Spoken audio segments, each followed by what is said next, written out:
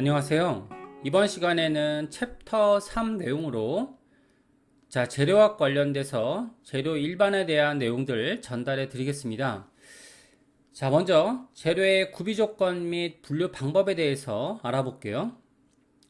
재료라고 하게 되면 인간은 예로부터 도구를 만드는데 여러 가지 재료를 사용하였고, 새로운 재료의 발견은 인류 문명이 비약적으로 발전하는 데 기여하였습니다. 석기시대, 청동기시대, 철기시대는 도구의 재료에 따른 인류 문명이 발전 단계를 구분한 것입니다.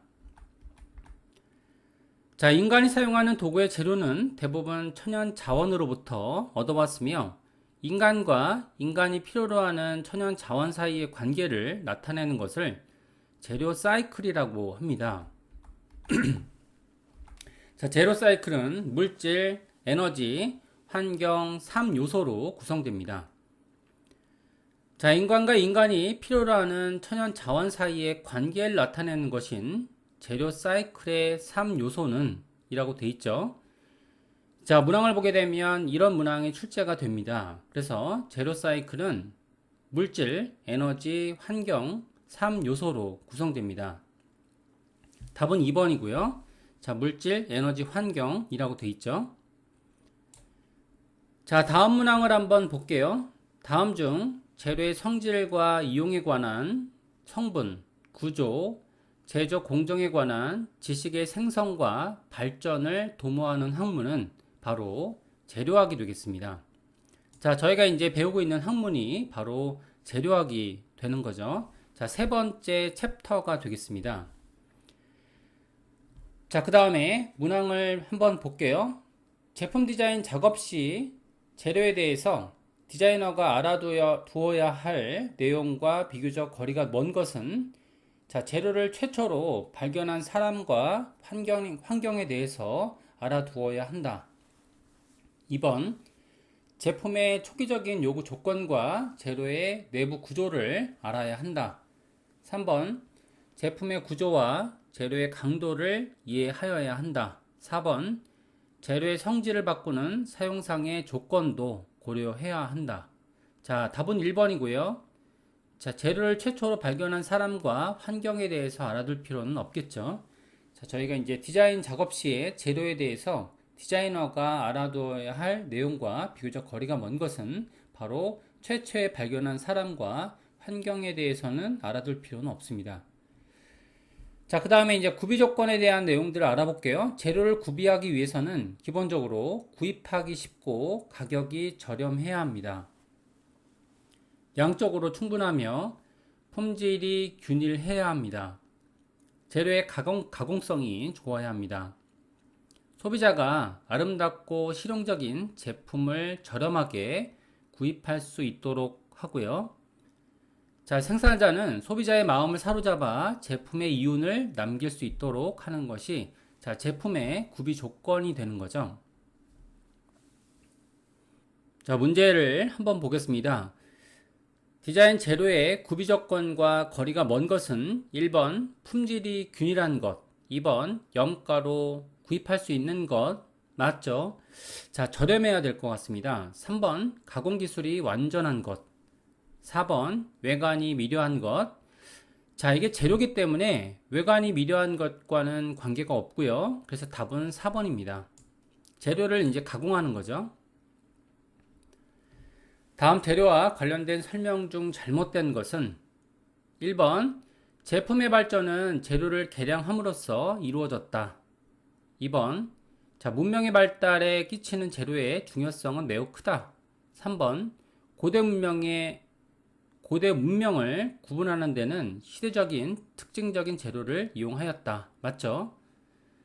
4번 재료는 공예 부분에 영향을 끼치나 디자인과는 관계가 없다. 틀렸죠? 공예 부분과 디자인에 모두 영향을 끼치게 되는 거죠.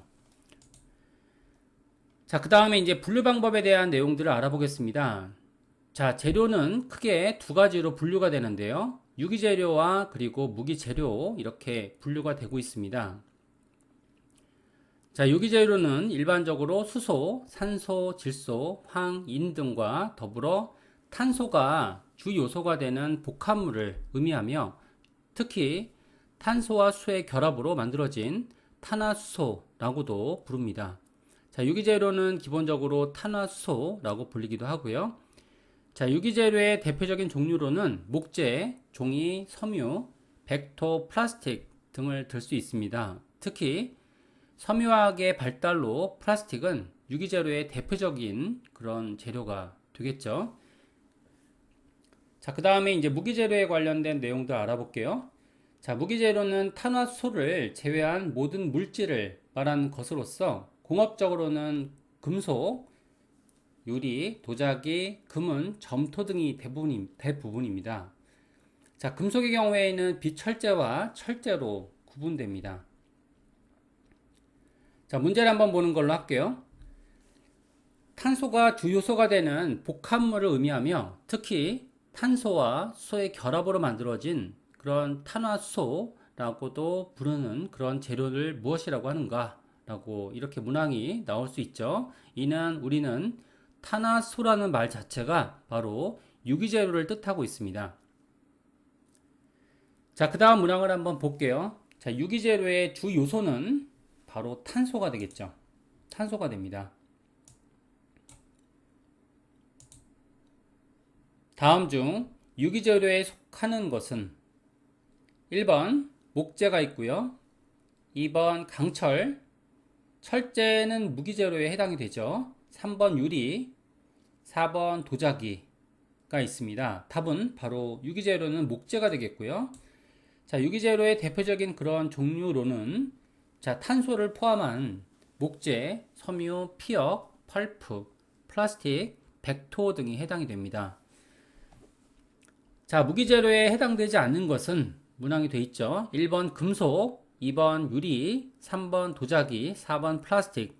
자, 플라스틱은 대표적인 유기재료의 특성이기 때문에 저희가 플라스틱을 우리가 답으로 선택할 수 있습니다.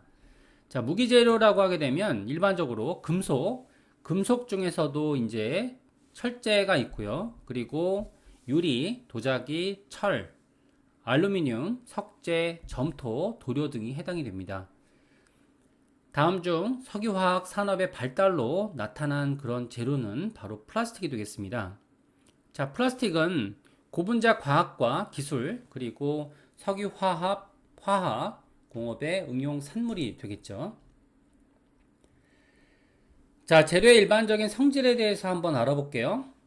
자, 일반적인 성질을 한번 알아보면 응력과 외력이 있습니다. 자, 응력이라고 하게 되면 자, 외력과 반대의 뜻을 가지고 있는데요. 재료 외부의 압력에 대해서 내부에서 저항하는 힘을 우리는 응력이라고 합니다. 자, 외력은 반대되는 내용으로 재료가 외부의 힘에 의한 응력에 약하게 변형되는 것을 우리는 외력이라고 합니다. 자, 힘이란 말이 들어갔기 때문에 둘 다 지탱하는 힘이라고 느껴질 수 있는데 자, 응력이라고 하게 되면 내부에서 저항하는 힘이고요. 외력이라고 하게 되면 변형되는 그런 현상을 우리는 외력이라고 하는 거죠. 자, 그러면 문제를 한번 볼게요. 이 문제가 되게 어렵습니다.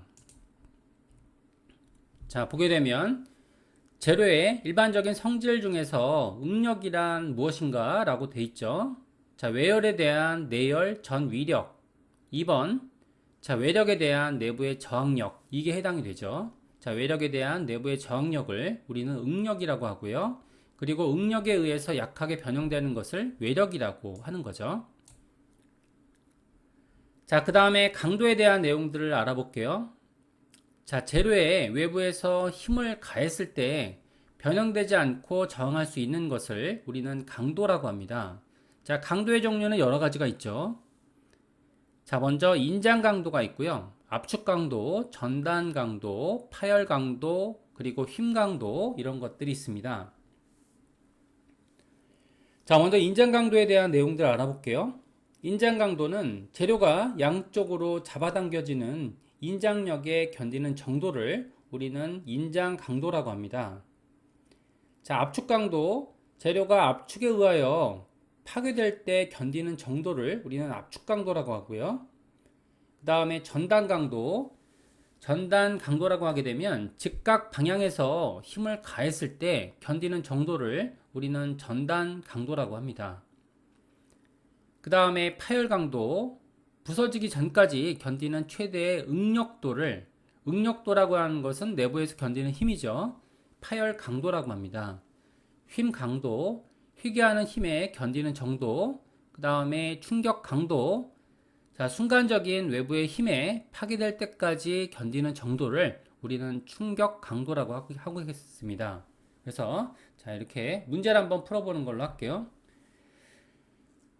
다음 중 부재와 그리고 부재라고 하게 되면 재료를 뜻하고 있고요. 직각이 되는 방향에 대한 힘의 저항력을 무엇이라고 하는가? 이를 우리는 전단 강도라고 합니다.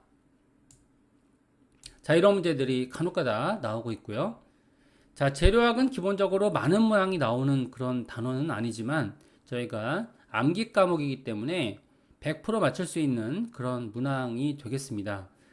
자, 그 밖에 성질을 보게 되면 일단은 탄성이 있고요. 소성, 취성 이런 것들이 있죠. 자, 여러 가지의 재료에 대한 성질들이 있습니다. 자, 보게 되면 이 지금 과정이 제일 중요한데요. 일단은 재료에 대한 일반적인 성질, 기본적인 성질을 우리는 응력 및 외력이 있고요. 자, 그 다음에 강도가 있고요. 자, 그 밖에 성질들이 있습니다. 자, 세 개의 어떤 그런 내용들이 중요하다라고 느껴지고요. 자, 탄성에 대한 내용들 한번 알아볼게요. 자, 탄성이라고 하게 되면 외부의 힘에 의해서 변형되었다가 되돌아오려고 하는 그런 성질을 우리는 탄성이라고 하죠.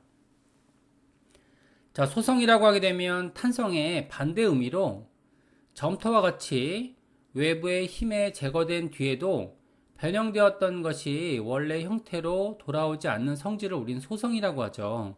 가장 대표적인 그런 재료가 점토가 있습니다. 그 다음에 취성이라고 하게 되면 적은 변형에도 파괴되는 성질이죠. 자, 유리 같은 그런 재료들이 해당이 되고요. 자, 그 다음에 인성이라고 하게 되면 외부의 힘에 재료가 변형되었더라도 파괴되지 않는 성질을 우리는 인성이라고 하고요. 그 다음에 전성, 외부에서 재료에 힘을 가했을 때 넓은 탄 모양으로 늘어나는 그런 성질을 전성이라고 합니다. 그 다음에 내구성이 말이 좀 어려운데요. 내구성이라고 하게 되면 일반적으로 견디는 힘을 이렇게 느껴지게 되겠지만 저희가 이제 전문적으로 이야기하게 되면 파손, 노후화, 마모되어 있는 수분의 양을 재료가 건조되었을 때 중량으로 나눈 값이라고 합니다. 그 다음에 비중, 자, 재료의 무게와 같은 부피에 가진 물의 무게를 계산하여 몇 배인지를 나타내는 그런 수치를 우리는 비중이라고 하죠. 자, 여기까지 해서 재료 일반에 관련된 내용들을 간단하게 진행을 했습니다. 자, 이 문항들은 저희가 이제 한 5문항 정도 나오는 그런 전체의 어떤 단원에서 나오는 부분이기 때문에 암기 과목 부분이 돼서 100% 맞출 수 있는 그런 부분이라 저희가 공부하시면 도움이 많이 될 것 같습니다. 자, 여기까지 해서 재료 1번에 관련된 내용들 마치는 걸로 할게요. 자, 수고 많으셨습니다.